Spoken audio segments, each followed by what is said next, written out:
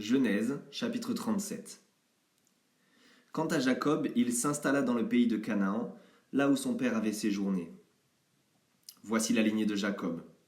À l'âge de 17 ans, Joseph prenait soin du troupeau avec ses frères.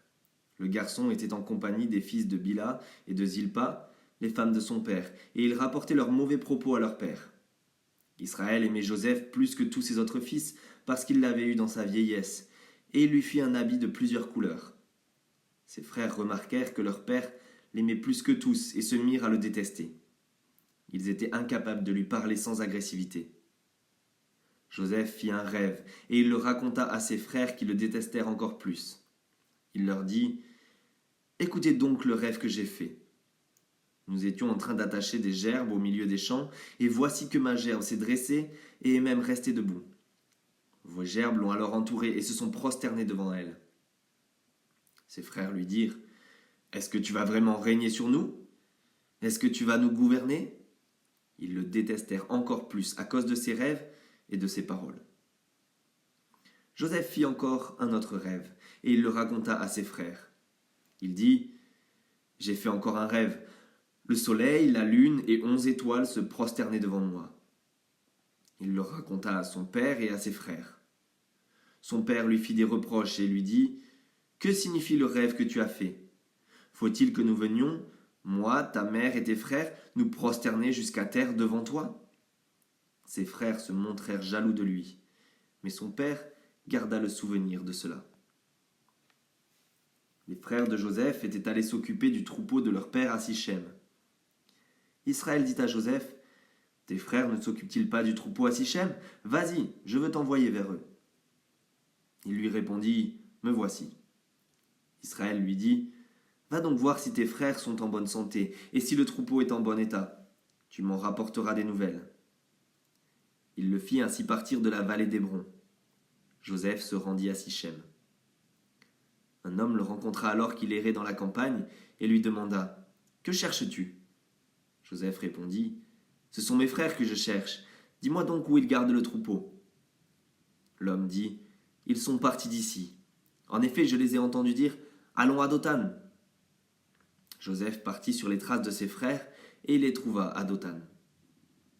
Ils le virent de loin, et avant qu'il ne soit près d'eux, ils complotèrent de le faire mourir.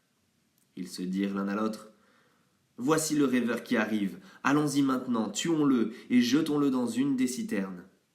Nous dirons qu'une bête féroce l'a dévoré, et nous verrons ce que deviendront ses rêves. » Ruben entendit cela, et il le délivra de leurs mains. Il dit « N'attendons pas à sa vie. » Il leur dit encore « Ne versez pas de sang. Jetez-le dans cette citerne qui est dans le désert, et ne portez pas la main contre lui. » Il avait l'intention de le délivrer de leurs mains pour le faire retourner vers son père. Lorsque Joseph fut arrivé vers ses frères, ils le dépouillèrent de son habit, de l'habit de plusieurs couleurs qu'il portait. Ils s'emparèrent de lui et le jetèrent dans la citerne. Celle-ci était vide, il n'y avait pas d'eau. Ils s'assirent ensuite pour manger. Levant les yeux, ils virent une caravane d'Ismaélites qui venait de Galaad. Leurs chameaux étaient chargés d'aromates, de baume et de myrrhe qu'ils transportaient en Égypte. Juda dit alors à ses frères « Que gagnerons-nous à tuer notre frère et à cacher son sang?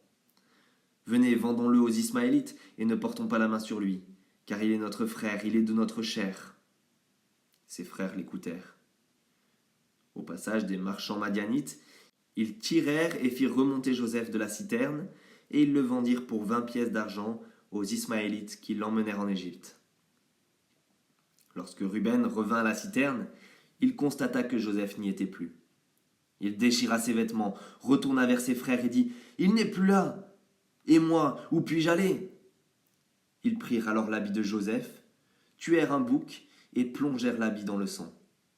Ils envoyèrent l'habit de plusieurs couleurs à leur père avec ce message « Voici ce que nous avons trouvé. Reconnais donc si c'est l'habit de ton fils ou non. » Jacob le reconnut et dit « C'est l'habit de mon fils. Une bête féroce l'a dévoré. Joseph a été mis en pièces. » Jacob déchira ses vêtements, il mit un sac sur sa taille et il mena longtemps le deuil sur son fils.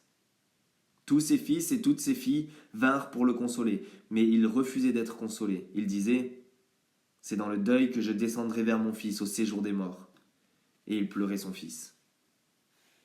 Quant aux Madianites, ils vendirent Joseph en Égypte à Potiphar, un officier du Pharaon qui était chef des gardes.